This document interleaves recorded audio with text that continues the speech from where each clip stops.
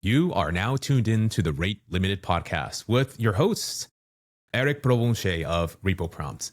We also have Adam, aka Gosu Coder, and myself, Ray Fernando. And we are AI practitioners, and we spend lots of time over the last decade playing around with software, but also checking out these latest language models.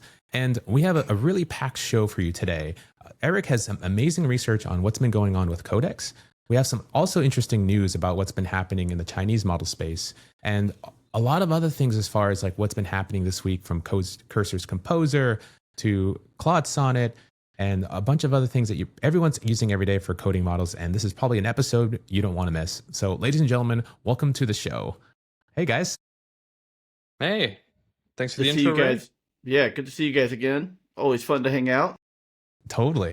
Eric, I'm really interested in hearing, because you made this massive blog post on, I guess I'd say blog post, but X post, talking about the Codex research you've been doing about the tool calls and truncation.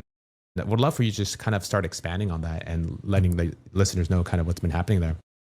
Yeah, I mean, so it all started because I was using Codex in the discovery agent in Repo Prompt, and that what it does is like it sends off a prompt, it gives it tools for Codex to run, does some research on the code base, and then comes back with like what the context it found is using the tools. And I was noticing that like as of like the 0.56 release, so which was last week, it started misbehaving and not really like properly doing the tasks, or failing some tool calls, or doing something. I was like, what is happening? Like, why is it going down? And then I saw that like the Codex team were like really proud. They're like, yeah, we streamlined a smarter history management, all this stuff. And I was like, okay, well, like, what is it? What did they do? Because it's been bugging me. Like, what is happening? And, over time I mentioned, in the past, like, what is Codex doing with, like, why does the numbers keep jumping for context? So I got busy. I started doing some research, and I found out what was happening. And it's basically that as of August, they decided that Codex, the model, should only see a maximum of 256 lines of any tool call that is received. So they truncate all tools. And if you get to more than 256, the middle part has a truncation, and you get 128 lines at the start and 128 lines at the end. And so anything in the middle is lost to the model, and it's gone.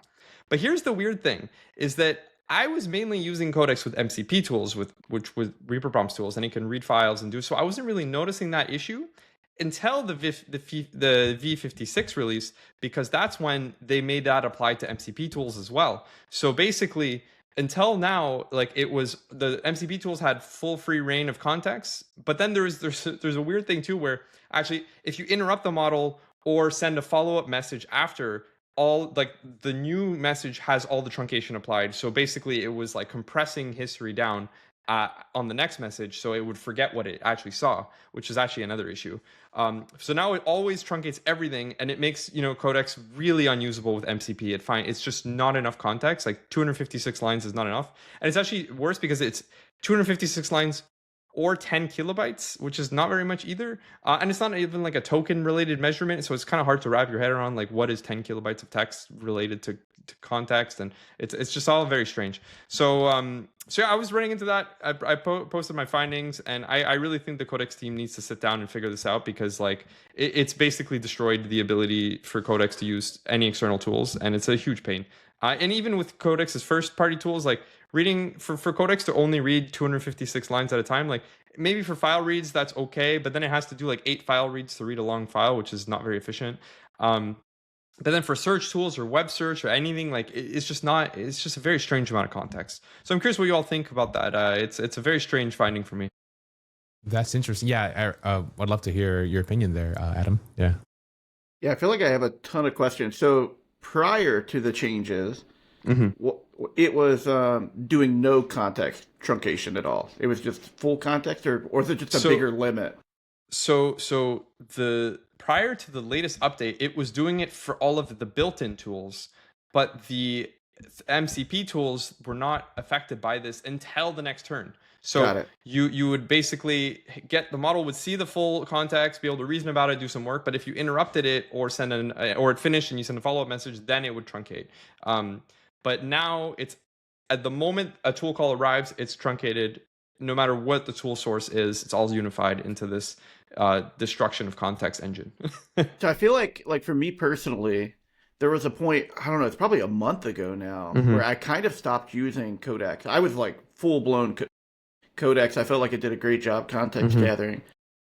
Was there a change in the internal tools at some point to reduce the context? In August, that's when it really changed. Because then before that, it was like they had higher limits, and also it was 256 continuous lines, and then they would cut off the bottom of the tool call. But then now it's in the middle. And the middle, I just find, is not a good way to go. It's just a weird way to cut off the model. And it's weird because like I use it with like my chat tool, where basically repo prompt acts as an oracle for the main model. And if you're using Codex, it's asking the oracle for some questions. It's not able to see the full plan or anything because it's just arbitrarily cutting off lines. And then Codex gets upset. It's like, I can't see what's going on, and it doesn't understand. It's a very strange thing. How different is this from Claude Code? Because I hear that they made some changes in their 2.0 thing to deal with similar compression or whatever. Have you had any experience with that? Yeah. So Claude Code is actually, it's a lot more reasonable the way it manages context. So basically, if you cross 15K tokens of a response, it gives like a warning in the chat, and it says, hey, like this is a large response. It'll fill up your context quickly. If it goes beyond 25K, it basically cuts off the bottom, which is also like reasonable because 25K is a lot of context.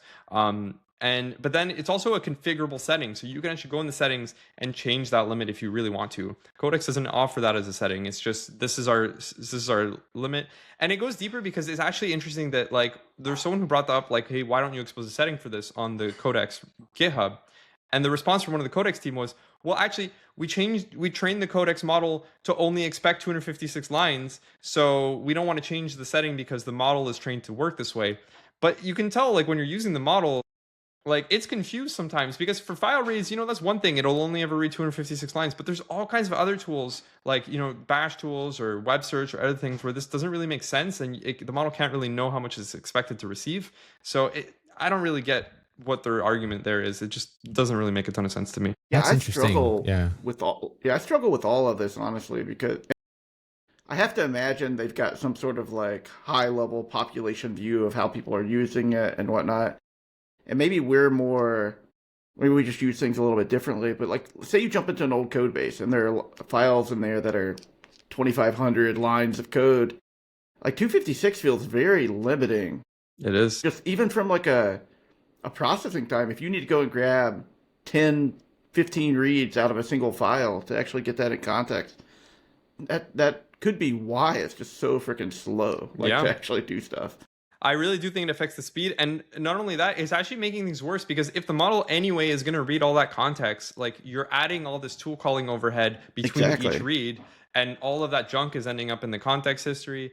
And you've got like it just uses more tokens from all the caches it has to use. So you're actually using up your limits faster than if the model just read all of that at once. And there's only so much context, but like let the model read what it's going to read. Like it feels silly. And when I give the repo prompt to read file tools, I see it read more than 256 lines of code all the time. It tries to stay at like 220, but like I see it go up to 300, 400 sometimes if it really wants to get a good idea. Like just let the model read what it wants to read. Like to me, it doesn't make sense to stop it.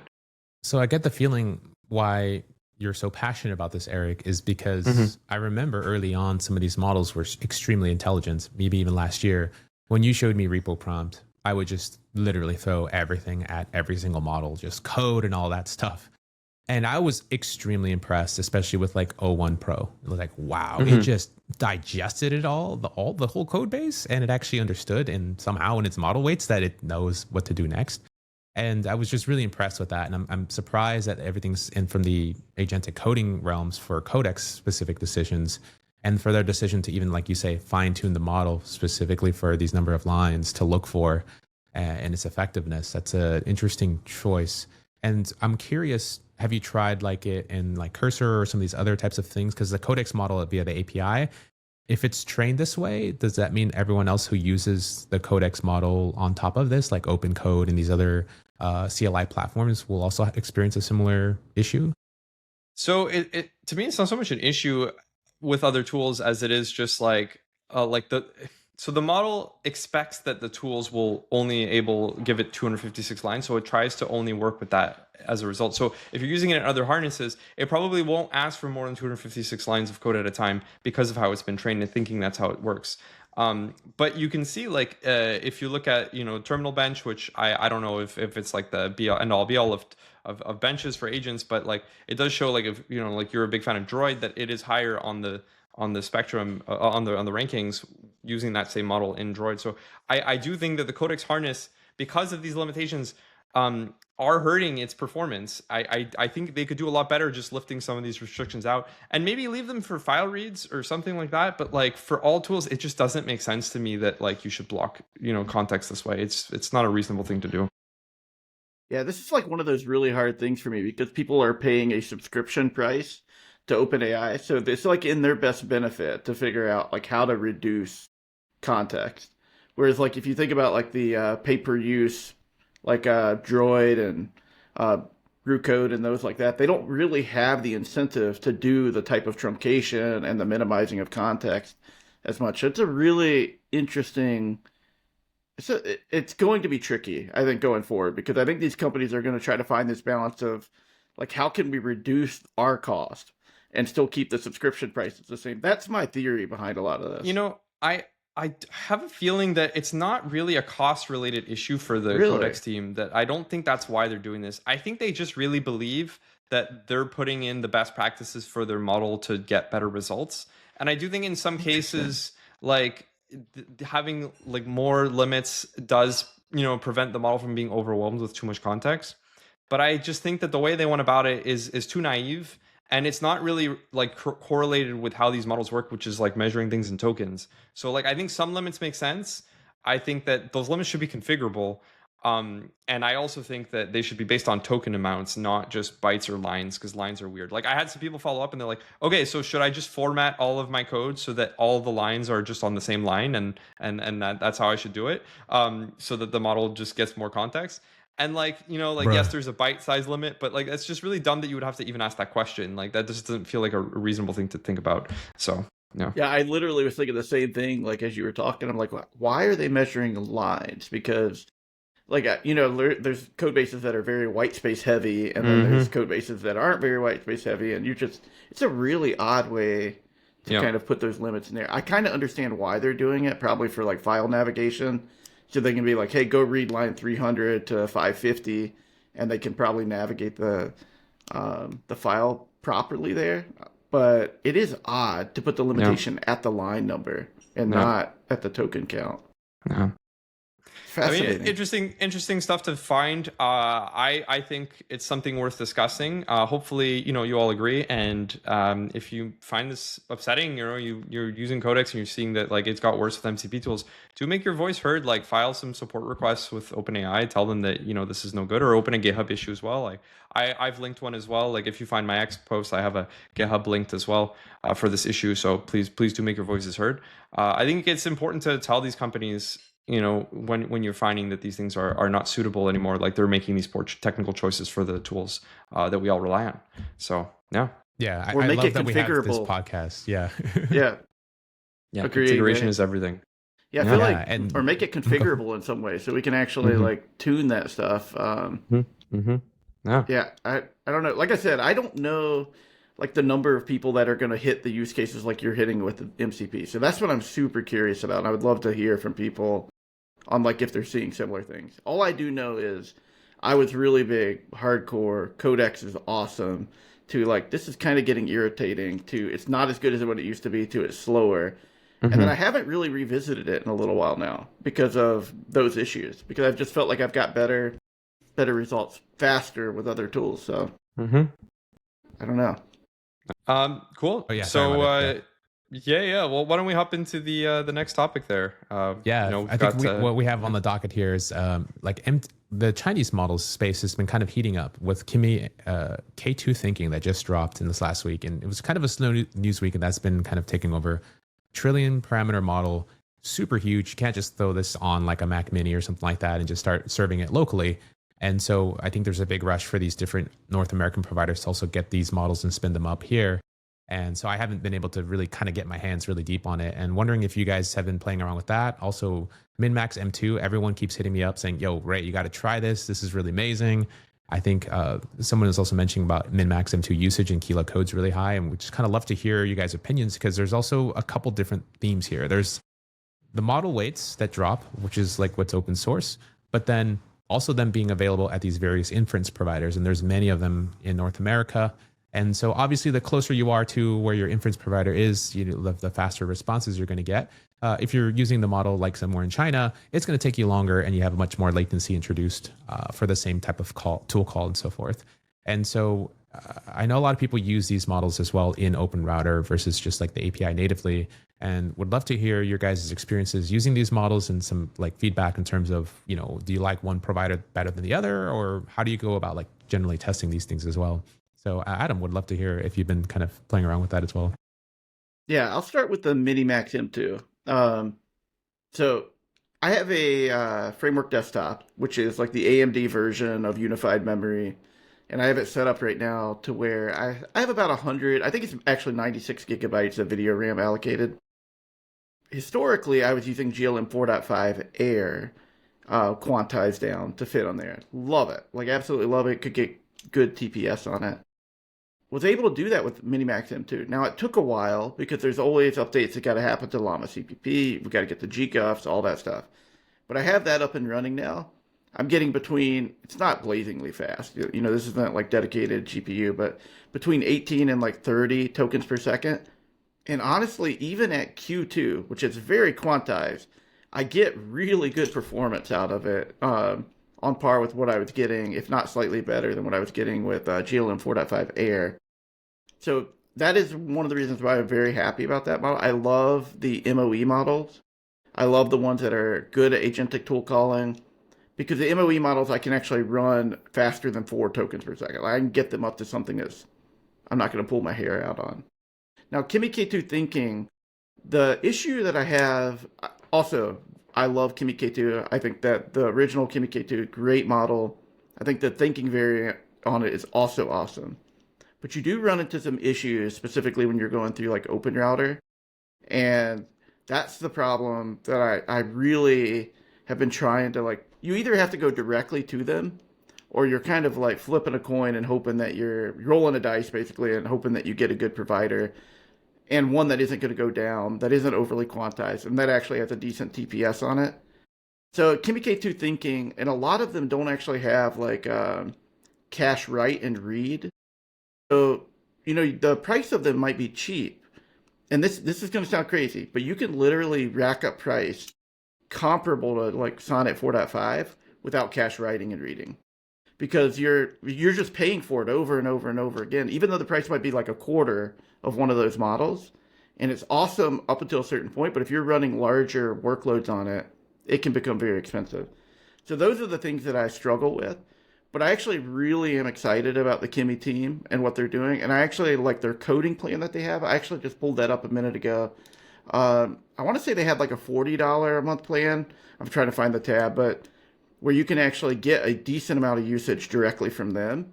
And I'm actually going to give that a go. I'm going to try that out because I think I've been using some of the other providers like that, and I think that is the way these model makers need to actually kind of evolve to, where they need to be able to say, we own the model, we own the inference.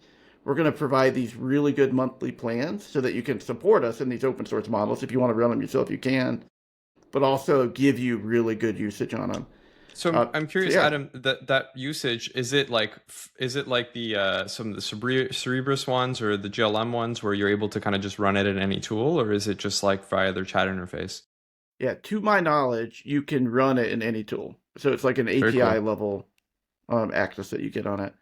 And that's awesome. Wow. Yeah, so from a coding perspective, I think it's awesome. And I love seeing the competition here. It is not mind-blowingly better. Like, it's honestly, I feel like everything's kind of converging into a spot now where like the marginal difference between the best state-of-the-art model and the best open source model, there's some difference, but different at what? Like coding front ends or C++ or assembly? Like, it's going to be different depending on like what you're actually working on. So I actually have some thoughts on this because, I also, like, there was a little bit of heat on X last week when I started benching Kimi K2 Thinking right as it came out. So I had benched it on OpenRouter, and my initial scores were like, this model's really not very good. It didn't score very well at all. And then I was like, okay, well, what's going on? The Kimi team was like, yeah, like we should try direct, and then I was having issues benching it because of rate limits. So I heard from the Kimi team, they managed to raise my rate limits. And I was able to bench it, and it scored much better after the next day. But then I also found out that the first day they had some provider issues. So like when you have a new model launch, it's always a tricky thing. Like what is going on, like in terms of serving the model, like what are the settings, and when I tested it directly, it was interesting because then my takeaway was, okay, well, actually, like, it's better direct than on OpenRouter. So if something OpenRouter is doing is wrong. But then I was talking to the OpenRouter team. They came back to me and they were upset because they were like, we're just serving the model directly. Like, so initially at launch, like Kimi K2 only was available on the first party providers. Like they didn't even have variants. So it's like, okay, like if it's on OpenRouter and it's the same provider, like why is there a problem? It turns out that actually the API native for Minimax was serving the wrong temperature. If you didn't pass the temperature than what they recommended, and OpenRouter was using the recommended temperature. So there was various differences there. I think they still have some weird issues around like really, really huge thinking traces where there's some like work errors or whatever happening there. But overall, the OpenRouter team is like doing everything they can to make it like one-to-one with what it's providing. So it is a little bit strange going through this whole thing and trying to bench it. And it turns out actually that like with the settings on OpenRouter, they were getting consistently higher scores in the end than with the first party provider. So it's very confusing stuff. I think my takeaway from Kimi K2 from this is that it's like, it's a very slow model, you know, being so large. It's one that like takes a long time to get. And it's also from what I've seen from artificial analysis and other benches that it's one of the models that thinks the longest and is the most verbose model of almost any model that exists. And so like, even though the price per token is lower, it's producing way more tokens to get to the same answer. So that both takes longer because a lot of this, at least initially, like this model served on like old neutered NVIDIA GPUs in China from Moonshot, and not getting like state of the art inference speeds. And it's also just producing so many tokens that it just takes so long to get responses. I think it's getting faster. They have like also the turbo endpoint if you're willing to pay more.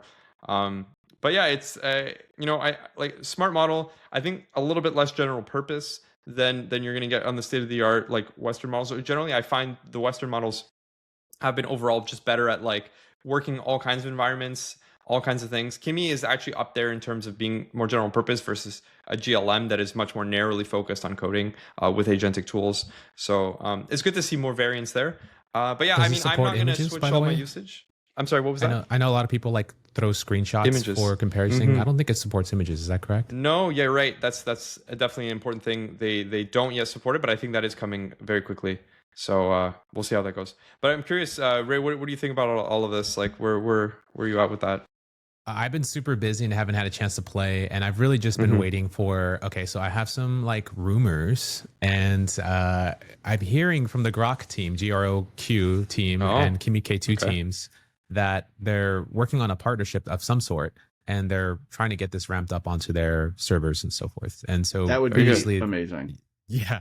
And for those who don't know, they spun up together the Kimi K2 as well, like the original K2 non-thinking on their stuff. I think in 48 hours, some engineer just didn't sleep for 48 hours and then got that spun up super duper fast. But I think a lot of people were saying they weren't really excited about the outputs of it. And so it kind of came and went and so forth. And I'm just really curious. Yeah, no, there are all these limitations too. I think it was tool calling and they added tool calling better and like a lot of these improvements for the harness. And for me, I'm just kind of waiting. I want to get your guys' take though, also for like this thing. You know, I'm more concerned about like there's a lot of people I talk with who have sensitive data, and they always say like I'm not going to use a model from China. I'm like, okay, why? Okay, my data. It's like, okay, why don't you just host the weights locally? It's like, okay, yeah, I'll wait for that, or I'll do that. I'll spin up some machines. And so they're looking at various things for their institutions. Maybe it's law, maybe it's all these different, you know, personal records that they don't want exposed, but they maybe want some of the intelligence. How do you guys feel maybe for your use cases? Do you feel like personally you're okay using stuff from China? You know, I feel like there's always mixed reviews in the comments. And people are like, you're giving all your data away to OpenAI, so why don't you just give away to China too? Like they're both doing the same thing. Would love to hear you guys' take on this. Well, you know, for me, I don't personally like using Chinese inference providers like for my sensitive work. Like I don't want to do that just because I mean, there's just a history of differences between the way that China choose copyright versus American companies, and there is information that came out recently that to be substantiated. Like I don't know the details, but it was rumors at least that GLM had thousands of Claude Code accounts and distilled inputs from that. So like if they're doing that, and they're like every piece of data is free game.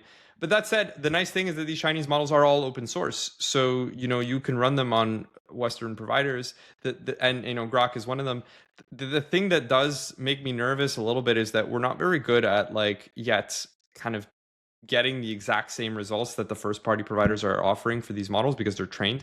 And Kimi is an especially tricky one because it was trained with an int4 quantization, which is something that's non-standard, especially because it's kind of focused on older gen NVIDIA cards. So, newer providers, Western providers are using different stacks, and Grok also has its own weird way of doing quantization. So I am a little bit worried the quality differences are going to change, and it's hard to kind of get an objective look at what is actually different in this deployment versus another. But I think that's evolving and benching, and Adam's doing great work on that, and I'm trying to do my own with my own bench, and we'll see where that's going. I know Grok has pioneered open bench, and they're trying to run as many benches as they can to kind of get the same consistency. So that's good too. But yeah, I'm curious, Adam, what do you think about all this? Yeah, I think it comes down to what sensitive information I don't feel comfortable sending to OpenAI, Claude, Chinese company, regardless. So I'd recommend anyone that if there's something sensitive that you don't want anyone to have access to, you just shouldn't send it to anyone. I'm of the mindset now that code is, and people might hate me for saying this, but code is just, it's all over. There's so much of it out there now.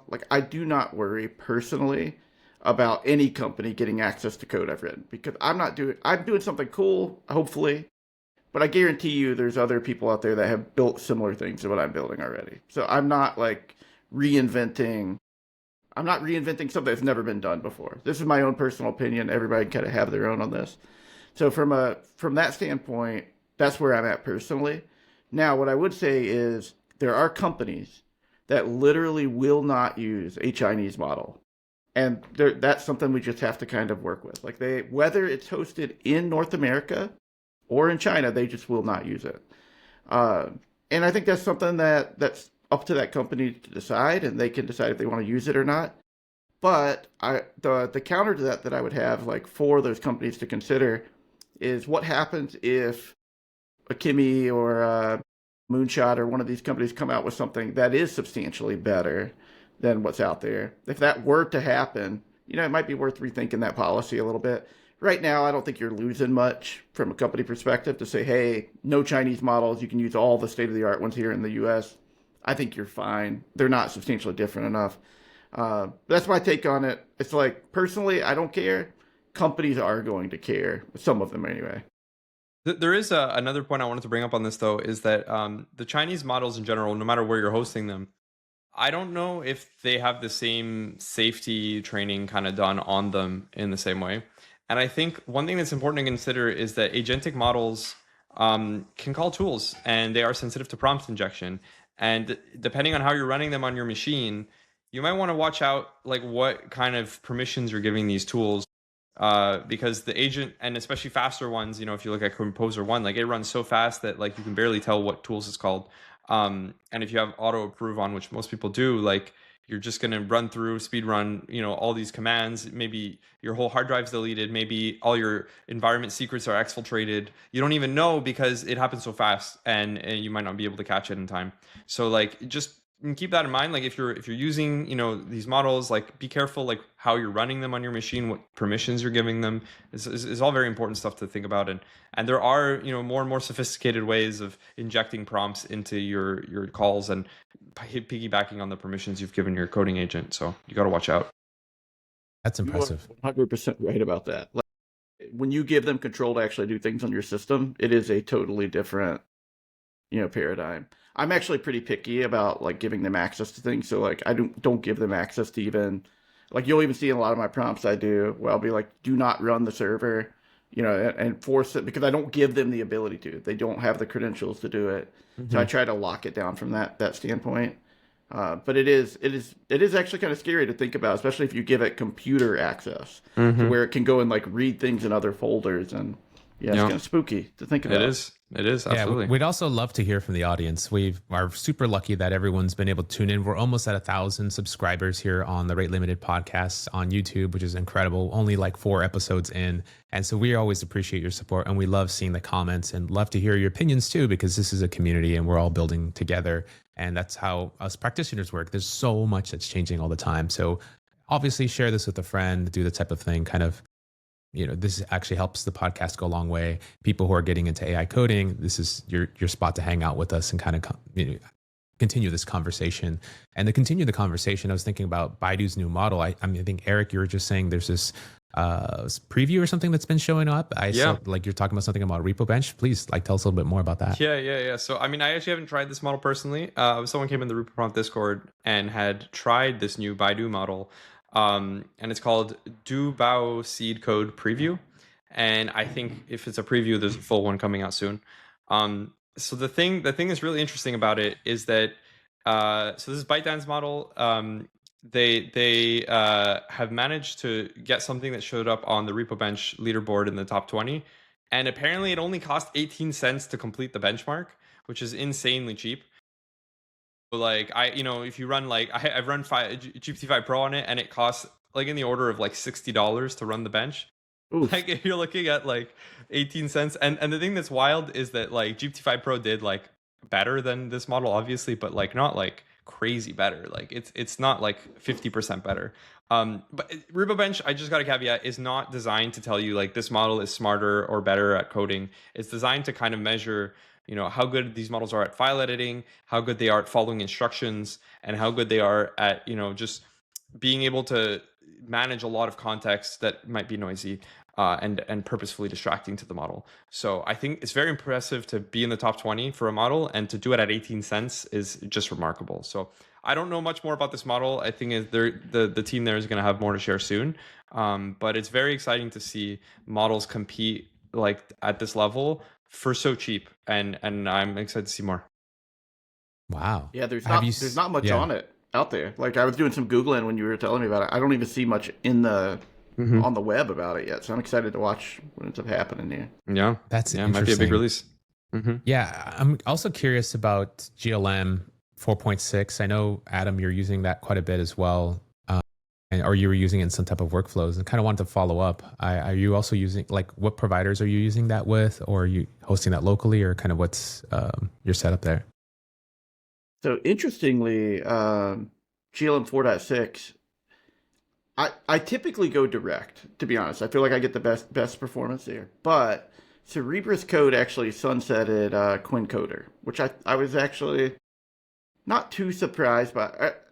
It was coming. Like if you watch the usage from what we could see publicly, that had been on the decline. GLM 4.6 has replaced what they did in their Cerebrus Code plan now. The challenge, and I love it, right? Like you get lightning fast GLM 4.6 inference.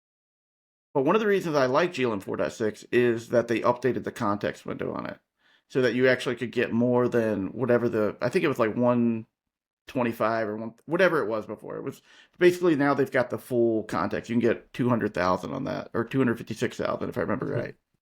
But Cerebrus Code is only half of that ish. It's like 131. So it is like one of those things where I really like it. I like it for the speed. It kind of reminds me of like Composer, but you get less context, and you get it at a subscription price. So I'd be curious to hear like if other people are liking this change. Every time I go to their website, they're sold out. So I've just held on to my $50 a month plan that I have there. So it seems like enough people are subscribing that they're at capacity for what they can offer there. But it is a good model. I really wish Cerebrus could get the context window up, because I think that would be enormous for me personally to be able to have that. Because I feel like I'm so limited to small things. Like I can't do anything big with it to really stress that model. So I have to go direct for it. What are your favorite things to do with it? Yeah. Do you find that like GLM is a model that is worth paying $50 a month for? Like even if it's really fast? I personally really like it for front end work. So if you're doing a lot of like web UI front end work, personally, I feel like it does a really good job. So I find that having a model. I think like GPT-5 can be pretty good at it, but it's slow. I think Claude 4.5 is actually kind of mid, honestly, with front end design work. And for the company, my startup, we didn't have a dedicated designer, so GLM 4.6 kind of operated that way for me, and I personally got a lot of value out of it, and it gave me some really cool like micro interactions that it was able to do and come up with, and I would use it to brainstorm that stuff. But not everyone may have that use case. So like if you have a designer that's kind of like drawing everything up in Figma, you've got all your animations and stuff kind of driven. I don't know, you probably can use any model to kind of import in from Figma and make that happen. But for me, it was great. Yeah, cool. I mean, OpenAI just like released credits too for Codex, so you can get additional usage with Codex for much cheaper than it costs for API pricing. So I think at this point, like $50, you can get quite a lot of usage out of it. So I was just asking the question there if it really made sense. But I guess if you have your niche and you like the speed, it could be worth it. Yeah, and think about it this way: like if you could get to the point where $50 a month, you could do all of your coding, which I feel like a lot of people could. $50 a month is actually not bad. So if you found 4.6 was good for all your use cases, like I could see the $50 a month, but it's hard to compete with the $20 a month like OpenAI plan and $20 a month like Claude Code plan. I'm really curious because a lot of people always ask me if I only had like $200 a month to spend. Maybe we'll start with that, and then the $100 a month, like and below. Like, how would you do? I feel like $200 a month is like a lot of people's threshold, maybe 220. How would you approach that, like in your current workflow, Adam? And then Eric will go to you after those. Yeah, I actually did a whole video on this, breaking it out by price tier on kind of what I would use. So I'm in a place where I spend way more than $200 a month. So I had to really think through like what I would actually do. My first step for the $200 a month plan most likely would be Claude Code at $100. Like I just feel like you can't really go wrong with that. I would then add on the $20 a month. I really wish OpenAI had something in between. The credits now. They do credits. That. That's a great point because you could add that in for credit. So my plan would maybe change. Originally, what I said is a $20 a month like OpenAI plan. And then what I would typically do is I'd probably fill in the rest for pay for use. Most likely, I maybe would consider a cursor plan or something like that because I really like cursor's plan mode.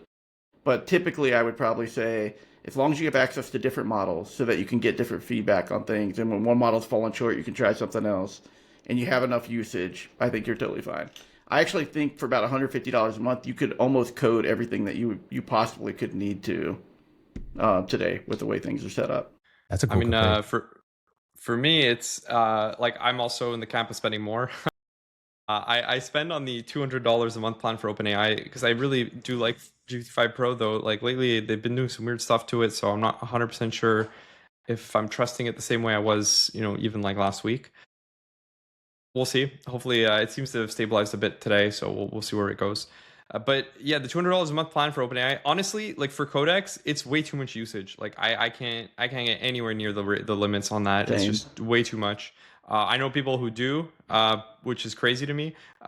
But for me, that's too much. The Claude Code $100 plan is perfect for me. I also don't hit the limits on that at all. The $20 one, though, I had tried using it. It was just not enough. But the $20 a month OpenAI plan, they just keep rolling out more usage for it. And I think it's interesting. And you can also switch between, using ChatGPT or Codex, and there's separate limits. Whereas with Claude, it's the same limits on both, which is a bit unfortunate. I tend to always like to have both options available to me because having Claude for some things, I find it's better. Like it's better at using the terminal. It's better at like just being surgical, like pulling up information, reading, small bits. And especially Codex now, like I don't trust its context window quite as much as I used to, based on what we were just talking about earlier. And I just find it's generally quite slow. So I don't want to turn to it for everything. But if I need something complex, I do turn to it for like an implementation. And also it's very good at code reviews. So yeah, for me, I like to bounce between those two. Gemini 3 is coming out soon, so we'll see what the usage there is available there. I might just change the whole meta completely, so that's very, very interesting to pay attention to. But yeah, I find as long as you've got these different tools set up, like with repo prompt, the way I use it, I've got these CLIs routing headlessly through the app, and I can use kind of all these different models with those subscriptions, which is really nice. But yeah, like you got to spend a little bit of money, I think, at this point. At $20 is just not what it used to be.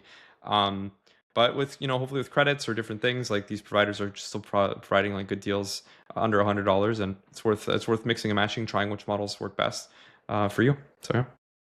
Yeah, that's a good point. For me, I think I actually use Claude Opus model quite a bit, not for coding a lot. I actually use it more for like PDFs, reading, writing tasks.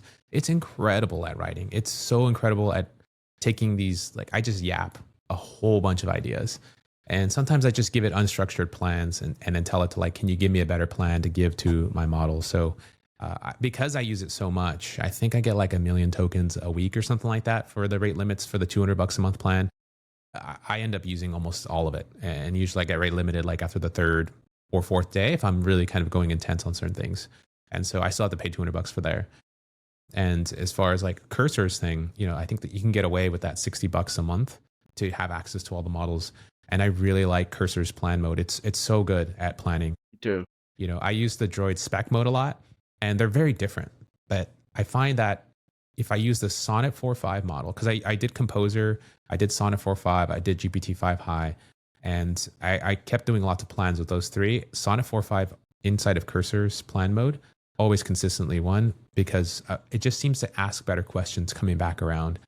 And then there must be something that they're doing in their system prompt to kick that back to the user, but just be very intelligent about the questions for clarifications, and then kind of letting it do its thing. And so that's kind of where I'm in there. And then, I've been using Droid a lot and with Sonnet 4.5. And for me, that's been like the best performing thing. I've kind of dropped GPT-5 because of just the inconsistency I would get. It felt like it was getting dumber for me when I was ever doing these extra tool calling and everything that I would do. A lot of my tasks, especially in planning mode, involve a lot of research because I don't really know a lot about these programming languages. I'm not a web developer by trade. I'm becoming one by using them a lot. And so, especially when there's new frameworks that come out like every week, every year or something like that, I wanted to get the latest information, and that involves MCP tool calls. And that's a little bit kind of why I like Droid's harness, is because it's able to keep things longer in memory. I've been able to run over 10 million plus token sessions, but the caching is also really high too. So they cache a lot of files as well, which is really interesting. I've had 20 to 30 million tokens cached just from, all the file reads and all the different things that happens.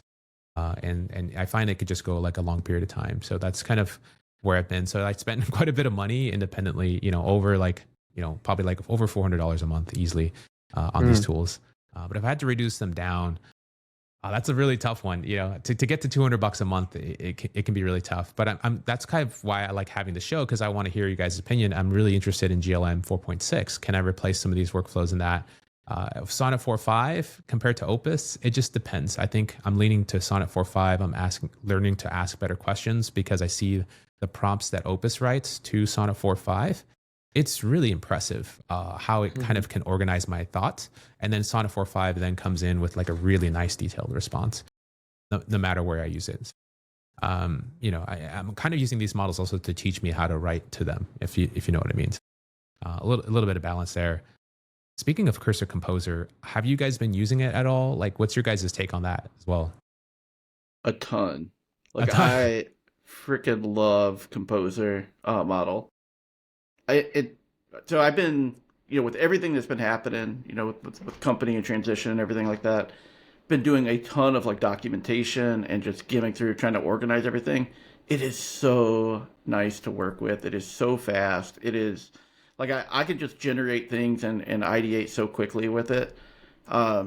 It isn't great at everything, right? It isn't the model that I would probably use to go do some massive feature planning and maybe go and architect out a big plan or something like that. Although the plans I have generated in Cursor with it aren't bad. Some of them are actually pretty good. But I am spoiled by that model, honestly. I would be sad if someone took it away from me. I really like it. That's cool. That's cool. I mean, I haven't used it too much because, I'm not the biggest Cursor user, but I was using it a little bit today to power the pair programming flow with repo prompt. And I think it was quite good at doing it because it was so fast. It would just basically vacuum up context, manage context for the chat. And then because of how that's set up, like you can use Codex through it, and it's able to get Codex to kind of generate plans and changes much, much quicker than you would just using natively through the harness because of how this is set up. So it was a really good way to kind of get like a good compromise on speed. The only thing I did run into is that it was like less attentive to small details in context. Like it wouldn't pay attention to notes in the tool call response saying like, hey, this change was already applied. Like, don't worry about it. And it would kind of go ahead and like, oh, I got to do this myself now and get to work and just start spitting out changes instantly. Like I think the speed is a double-edged sword, especially if you have auto tool calls enabled, because it might you might blink and like all your files are different and you don't know what happened. And like I like to kind of be in the loop a little bit, so I find speed is like a weird thing where you're like partially in the loop but like not really anymore because you can't keep track of what's been done. So it's an interesting thing. So I think it's more of a UX issue. We have to find better ways of keeping humans kind of engaged in what is going to happen with the model. And tool call prompts are, you don't want all of them improved, but maybe some of them, and finding more granularity there needs to kind of find its way through. So. That's interesting because I had similar takes when I was using Haiku, because when I was using Haiku, even though I had my plan, it wouldn't follow, option A. It would always choose the second one or whatever felt its vibes were better. And I'm curious, Adam, like, that's kind of why I want to kind of figure out like what use cases should I start applying Composer 1 to like just, point and say, go do these things because I know you can do these really well, because I want to start doing that for my workflows. Yeah, I mean, what I've mostly been using it for lately is very specific, like known things that I need to go accomplish. So like if you can be very like specific with what it needs to go do, like it excels at that. It also does a really good job generating documentation. Like you give it a template, say, hey, this is the format I want you to fill out. Make me a markdown file that's in this format. And it does a great job. And I've done so much of that lately. And it's so fast too. Like you don't feel like you're waiting forever to actually get it. And if you know the code, like which I do, as I'm looking at what's generated, like it is spot on. Like I'm not finding like any major issues with it. If you're trying to do anything complex with it, and it goes off the rails, and this might be kind of what you were talking about, Eric. Like I can tell it like, hey, no, that is already taken care of. We don't need to do it anymore. Like I'll actually specifically go, I don't care about that thing. I want you to focus on this thing. It has a really hard time getting back on track. So typically, like if it starts getting off the rails, I have to just start a new context and like reseed it with the right stuff, because like I was doing something kind of broad. I asked it a question about the code base. There's two different things in the code base that kind of had the same wording in it. So it was like talking about both of them. I'm like, cool, ignore the one. Let's talk about the other one. But it kept bringing the other one back into the conversation. I'm like, no, I want that gone. So I had to kind of like reset it there. But overall, though, to your point, it is a double-edged sword. I get spoiled by it for prototyping, documentation, asking questions about the code base. It is awesome. It's interesting you bring up like the kind of unable to deviate point, because like I had an issue recently with Codex where it's funny. I had like given Codex some instructions saying like, hey, do this, make sure you don't do that, and then it was like doing that, and then later it was complete. It was like, okay, now I need you to go and do that thing I said don't do because we're gonna do it, and it's like I can't. Like it's a rule, and it was just unable to do it because it like took the earlier prompt as gospel. And I find like Codex as a model in general is very bad at contradicting instructions through the chat, and Claude is able to handle that a lot more gracefully. So that's an interesting thing, like quirks on these models, like how they're able to deal with contradictions, and humans are full of contradictions. So if you want something that works well with humans, you got to think about that. But in some ways you'd want no contradictions. In other places, maybe you want a little bit, some leeway there. So interesting to think about. Have you guys played around with Claude Code 2.0 at all? Like of course, yeah. Like command line or just the plugin. Just kind of curious. Have you guys been, because actually that's something that I want to look into for the next couple of weeks and spend way more time with, because in the last 2 days I was just very impressed with a lot of the newer changes, the question answering, and I mean there's just been a lot of stuff they've been dropping, and I feel like it's like very rich as far as those changes. But I would love to hear more because that's going to be something I'm going to be focusing on next. Yeah, Adam, what do you think? So I do use Claude Code a lot, and they have made some major improvements with 2.0, specifically in the plan mode. I always thought their plan mode was good, but I never thought it was great and then Cursor came out, and I'm like, holy moly, this is actually what I would consider a great plan.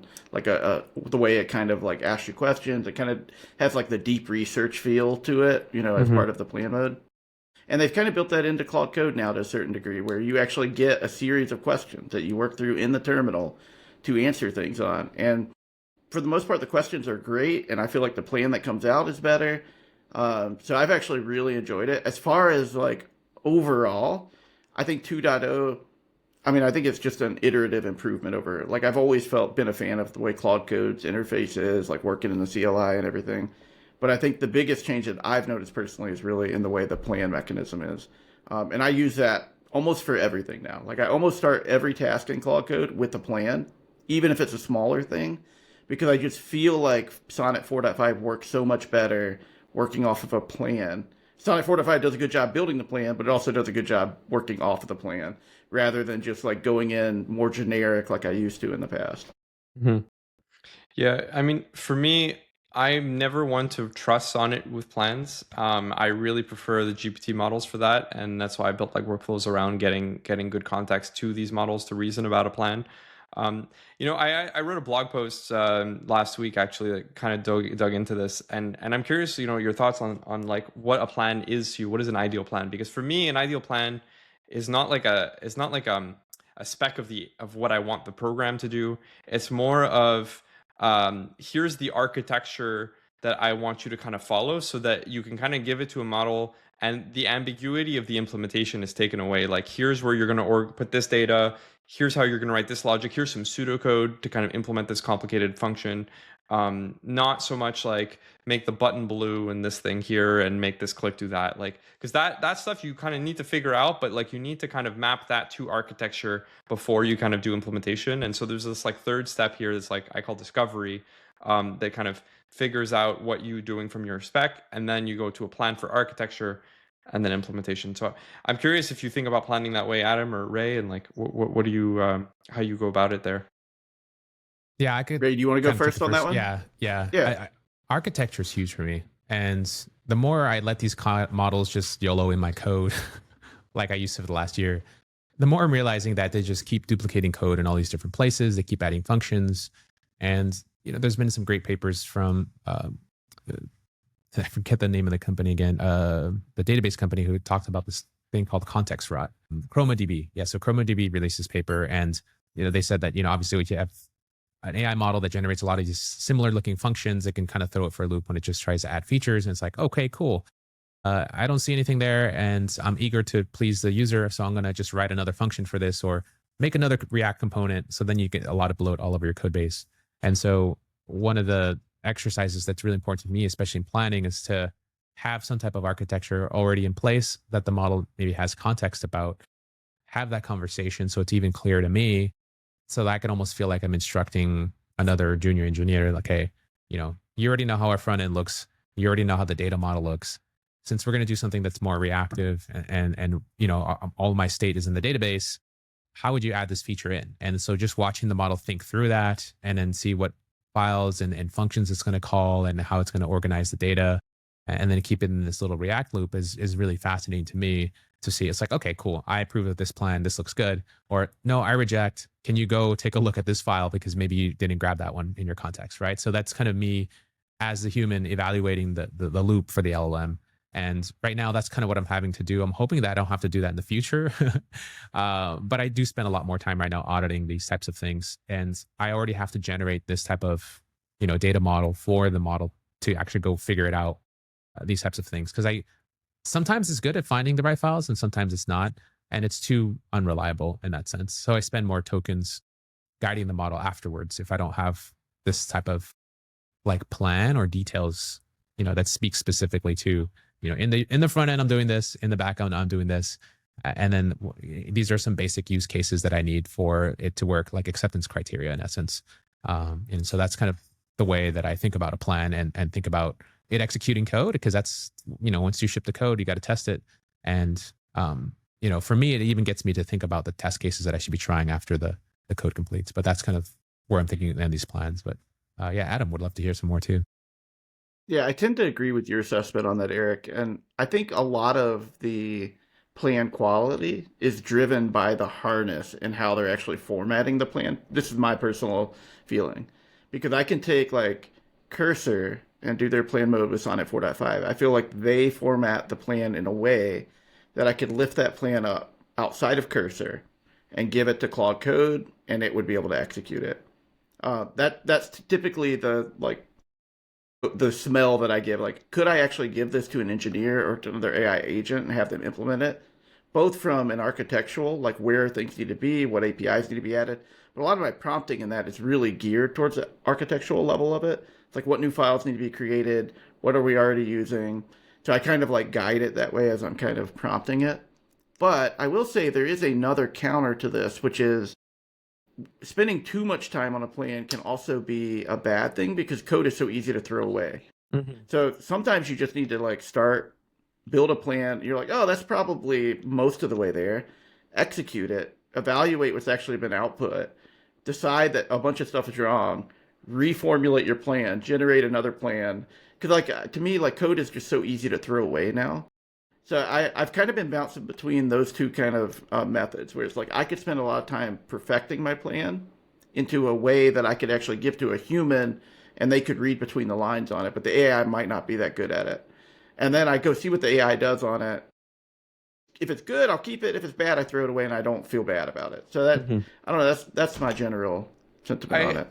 So I kind of, yes, yeah, code can be thrown away more easily, but I'm in a point where, I'm working on software that I've been maintaining for over a year now.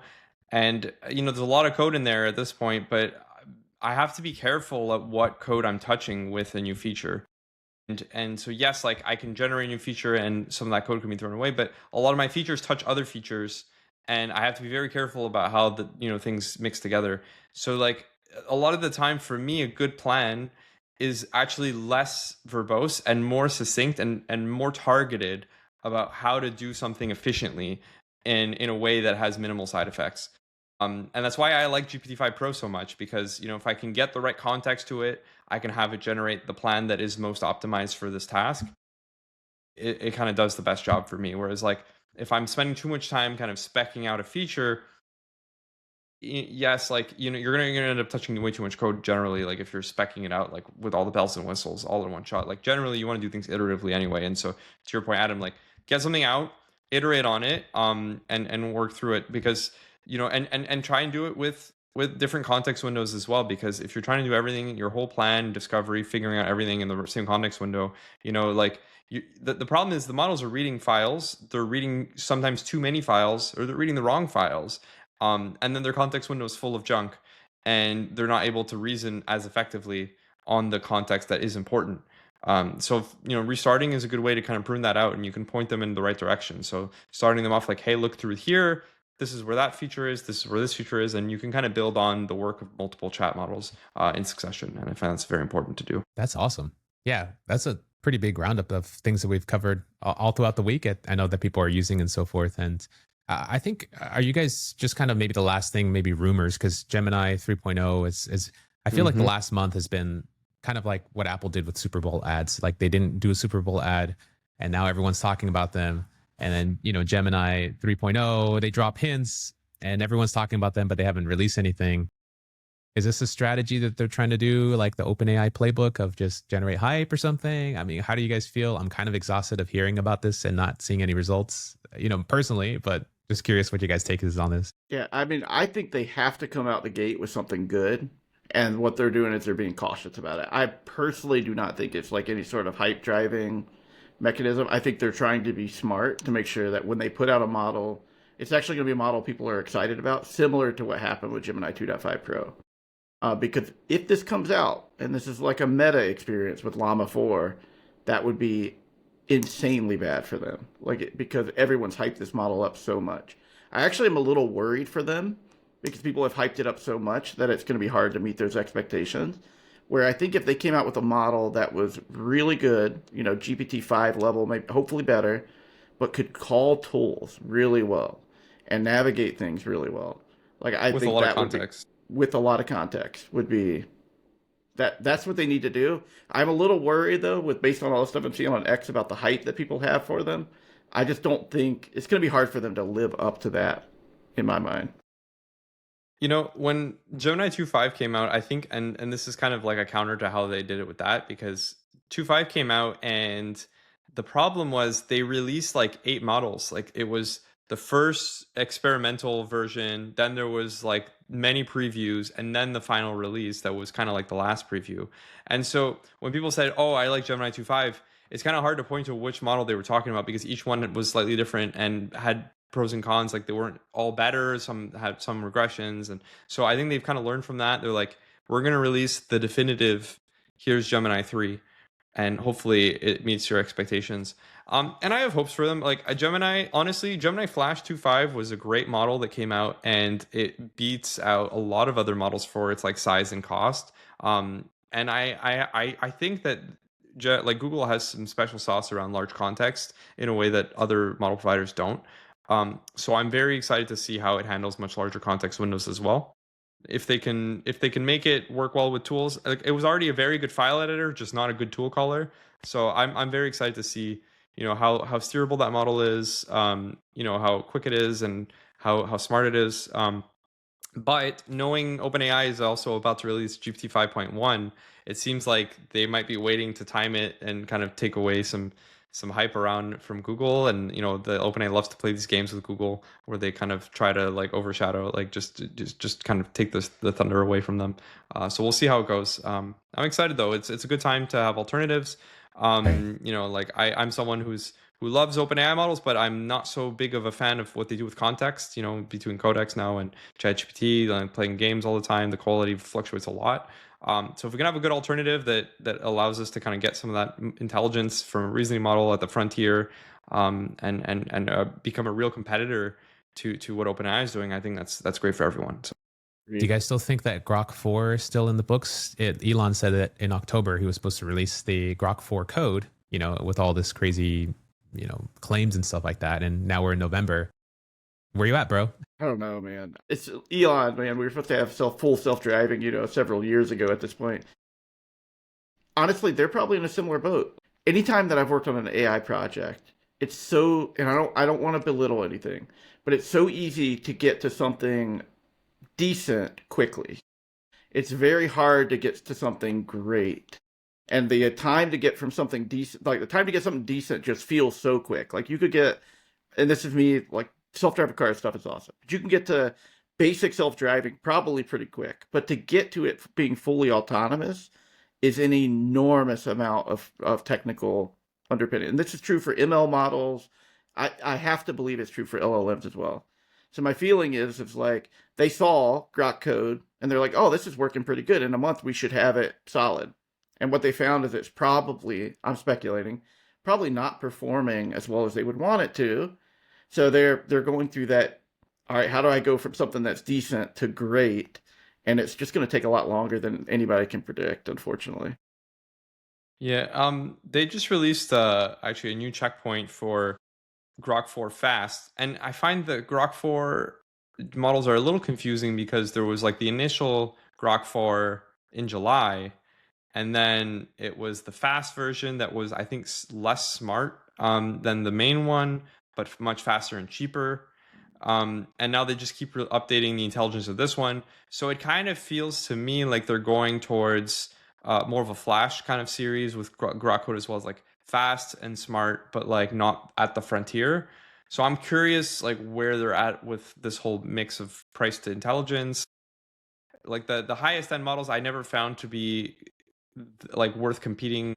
Grok 3 when it came out at the time was very competitive for what it was, but it was like more uneven. Grok 4 I never really felt like it was competing with like O3. It's just too uneven. And so now like I'm sure that they're going to release something really, really smart. I just, it's hard for me to understand like where it fits in the whole spectrum of, you know, price to cost, price to intelligence. Yeah, it's a tricky thing to balance. That's interesting. Any other things you guys have on your mind that you guys want to talk about at all? Yeah, I mean, it's been interesting, interesting month, you know, with all these releases. It's interesting to see just a shift towards, you know, open source being competitive with the frontier. I'm interested to see how that plays out more and more. I'm curious to see, like, in a year's time, like, is the Western lab lead still significant? Is all of this infrastructure build out paying off? It's going to be interesting to see. Like, right now we're getting, some pretty smart models faster. We're getting, some cheaper models better, but a lot of it is down to coding plans and deals. So API pricing is no longer the thing that people kind of drop towards for coding anymore. Yeah, I'm interested to see how the meta evolves. Hopefully Gemini kind of shakes things up and finally definitively sits in the lead. We'll see where that goes. Yeah, a lot to look forward to. Yeah, I mean, I guess my closing thought would be like, I am super curious about the whole next year of AI because what I found is, traditionally when you would come out with something, you'd build on top of it, like you'd have new companies arise. But I think like these AI companies are actually trying to become like, so you're going to see, in my opinion, you already see it with Claude, right? They are trying to own the coding space. OpenAI with Codex. And then now you got Grok with potentially, I've even heard rumors of IDEs and CLIs. I don't know if any of that's true or not. But that if that starts happening, I do wonder how much these other companies are going to be able to compete without having their own models and ecosystems, because they just are going to control all the access and stuff. So for me, that's what I'm excited about watching. Gemini has to come out and do something like that. Otherwise, they're going to be dependent on Claude and OpenAI. And I already see a lot of people getting frustrated with the pricing schemes of these other companies. And how do they compete? Like they're paying the fees that these companies require. Like I don't know if they have much of an option at this point, but to charge the higher prices that they're charging. So that's what I'm excited about. I do think over the next year, we're going to see a lot of companies probably dying out and we're going to start stabilizing. Models, I feel like, have already kind of plateaued. There's still more room to improve, but I think it's a lot more incremental now. But yeah, that's Those my are some good takes. take. I'm curious to see what Apple's going to do. There's this rumor that they're going to use the Gemini model inside of their new phones, and people are saying, are they cooked? What's the whole deal? And we really don't know any of the details. But if something like that were to come into fruition, it'd be interesting to see, if they can run this model on their own inference and do a lot more intelligent stuff. Are they also working on the model that works for their devices? I mean, they have their own custom ML pipelines just baked into those devices that do stuff that, like there's even like a whole framework for ML and even running devices locally.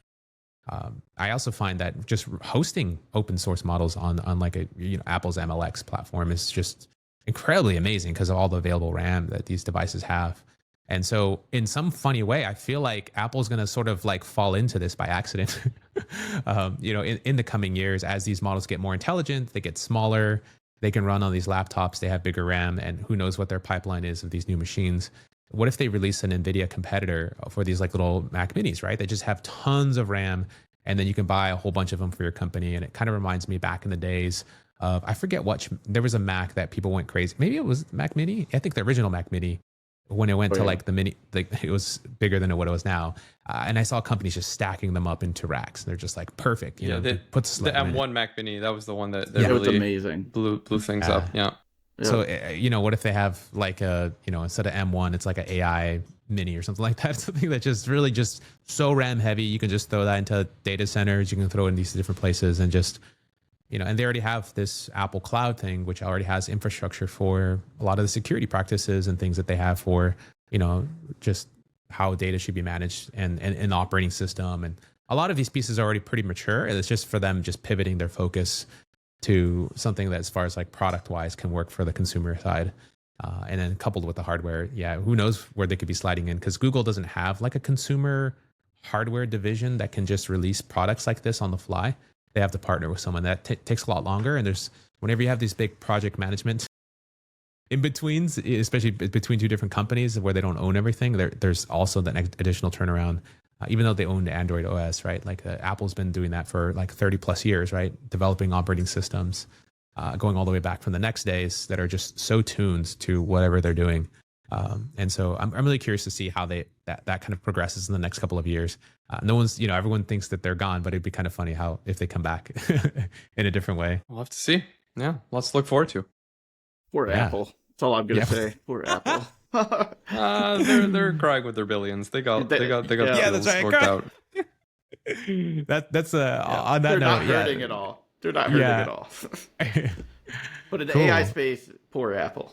Yeah, in the AI space, the poor Apple. Yeah. No, Yeah. I think if there's anything else, then I think this is a great reminder for everyone to like, thank you so much for the support. We are immensely thankful that you can hang out with us. This has kind of been taking off. We always appreciate the comments, all the feedback, and we're going to move as fast as we possibly can.